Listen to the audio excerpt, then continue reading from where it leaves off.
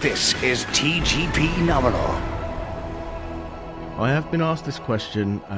We was asked it last year for our trip to the National Space Centre for Yuri's Night. And the question was, what does the ISS actually smell like? You know, it's interesting. I had been asked that too. It had been noted to me that some people thought it had a smell prior to me launching.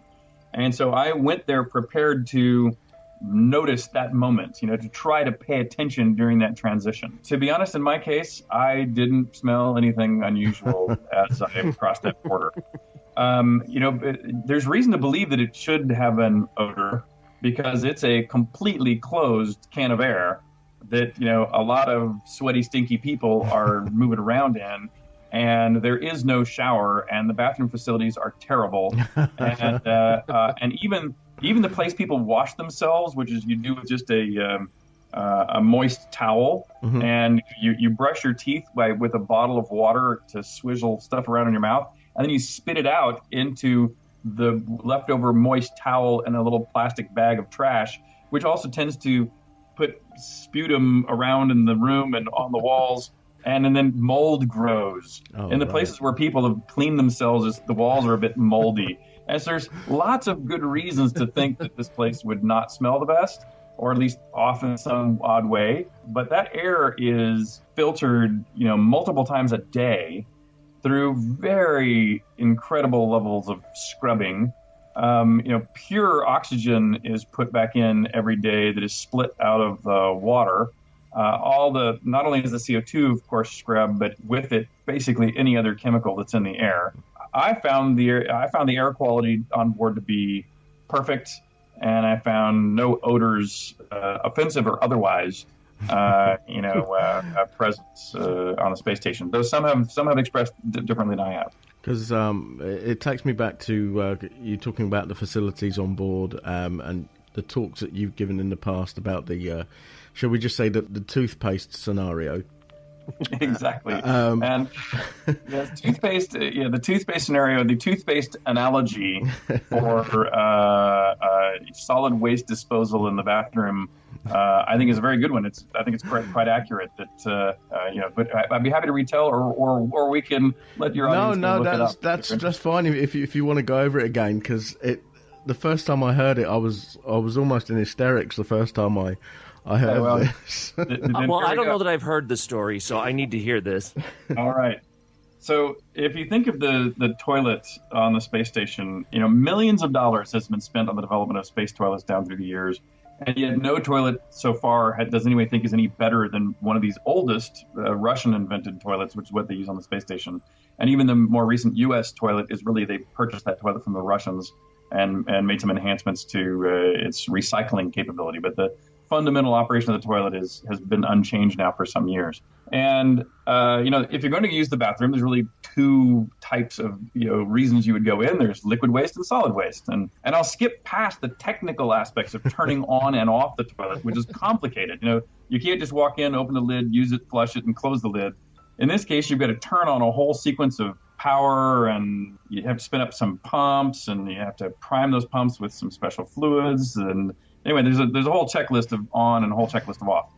But fundamentally, liquid waste are actually pretty easy. Liquid waste, there's basically a vacuum cleaner hose that comes out of the wall, and you can put a circular funnel on it if you're a man, or a little lozenge-shaped funnel on it if you're a woman, and you just urinate into the funnel. And since it's a vacuum hose, that those liquids are taken behind, and they centrifuge the liquid and the gases to separate them, and then they store or recycle things as needed.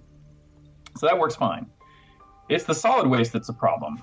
And the solid waste process looks something like this. First of all, the toilet itself is basically a beer keg, an aluminum empty beer keg bolted to the floor.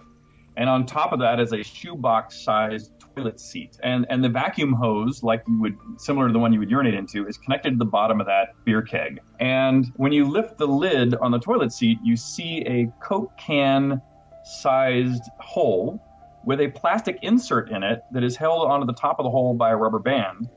And since there's airflow going in through that plastic bag that has perforations in the bottom, the theory is that any solids you release above this plastic bag or above the seat will be drawn into that plastic bag, stored in the plastic bag, and when you're done releasing solids above it, when you pull off the rubber band that's at the top, when you pull it off the ring at the top, it seals that bag closed automatically, and that bag falls into the beer keg, equivalent, and you put it in a new plastic bag for the next user and close the lid, and you're done. That's the theory. The problem is as follows, and here's where we get into the toothpaste analogy. Imagine here on Earth in one gravity, if you hold a toothpaste tube horizontally and squeeze it, toothpaste will start to come out of the toothpaste tube. It will curl down towards the sink due to gravity.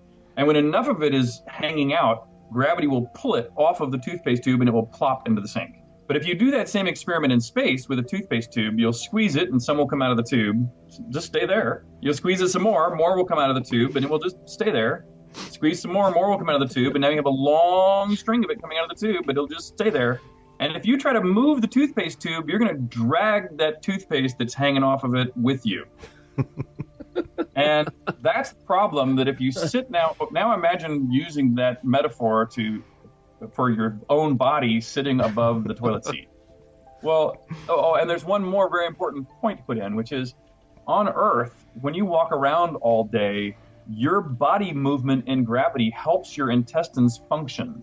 And so that keeps material moving through your intestines. So in space, since you're not walking in gravity, you don't go to the bathroom very often in space. But when you do, it's because your intestines are truly full. So when you need to go, you really need to go a lot. And so here, after a week of being in space, you go to use the toilet for the first time. You position yourself over the seat. You begin your process. And in less than half a second, you've created a column between yourself, the backside of yourself, and the bottom of the plastic bag. And so you can't just continue because you'll just make a mess on yourself, nor can you stand up because you'll drag this into the room with you, into the bathroom with you. And so you're kind of stuck there going like, wait a minute, what do I do? And no one has trained you for this. No one has even told you this story. And so everyone sort of learns the same thing, which is you kind of bounce on the seat a little bit, and that inertia tends to shake things off of you into the bag. But now you've really just started, and if you just start again, the bag is now obstructed. And you can't really waste a million bags kind of throwing them away after each small use. And so everyone learns the next horrific maneuver, which is you get out rubber gloves and wet wipes, and you kind of maneuver things in that little plastic bag off to the side, while you then repeat this procedure of adding more to the bag over and over again, until after maybe 20 minutes, you're finally through with using the bathroom, and you clean yourself up, and you clean up all that, and you drop the bag in, and you drop it in the can, and you put a new bag in, and you seal the thing up, and you escape from the bathroom. And all of the more experienced adults are pointing at you going, we just had to figure out. My favourite part of that was one of the talks you gave. I think it was one of the Space Ups you gave the talk to. And you mentioned that you got asked to go on a TV show here in the UK called Blue Peter. Right. Which I've mentioned to John before. It's been featured in one of our other episodes. They ran a competition recently for Tim Peake's mission patch for when he goes up in November. They got the kids to design a patch for him and so forth. But yeah, you were saying about they asked you just a similar question, and they had a toilet that they brought onto the set for you to explain how it worked, and it wasn't the same one you used. That's exactly right. In fact, the one they had was a prototype for Mir 2, which was never flown. And so even though it was 99% the same, the one big difference was the size of the opening and the depth of that plastic bag was at least twice as much. So when I saw it, I was looking at that going like, I would have loved to have had that toilet in space because it would have solved a lot of these problems.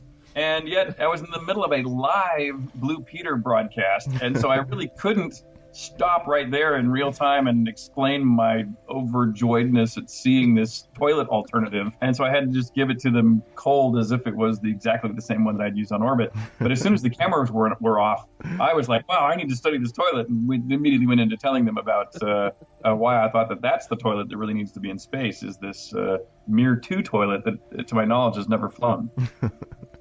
So how long did it take you to get used to moving around in the ISS? Well, I have done a lot of zero-G flights, and so I had felt like I was an expert at flying in zero gravity. However, that turns out not to be true. When you are in persistent, long-term, perfect zero gravity like you are, on the ISS, you quickly realize that to move around, you hardly use your littlest finger of energy to move through. You reach an arm out and you push with just a finger or two on one side wall, then you kind of push a little bit more from the other side wall, and you try to keep the vector of the inertia of your body going exactly down the center of the cabin. Well, when you're a beginner, you still use too much energy. You tend to push off one wall too hard, which means you end up in the next side wall too soon and harder than you expect, which means you have to resist that impact by pushing hard, and that pushes you away from that wall harder than you expect to be on the next wall harder than you expect. And what's interesting about that is that, all four walls are covered with stuff. Since there's no furniture, there's no need to consider, there's no need to leave any surface clean. They all have the fuzzy part of hook and loop Velcro type connections. And so anything that anybody wants to store somewhere, any tool you want to leave behind, you just put a sticky dot of Velcro on it and stick it to the wall, and it basically stays there. But there's so much junk up there now that people have gone like, well, I have another thing that I want to stick on the wall. Oh, but I didn't bring any more Velcro with me. So where am I going to get it? You take the sticky dot off of something else that's already up there, you cut it in half, and you put 2 half dots on things, and then quarter dots, and then eighth dots. And then you realize that all you need to do to keep something stuck to the wall is one hook of hook and loop, and it will stay there because there's no force trying to take it off, except people who are not experienced flyers come riding through the interior of the space station and bump against those walls. And so you can always tell the beginners, like I was, when after they get to the end of a module, you turn around and you see all this debris that has been following you down the hallway with you. Excellent.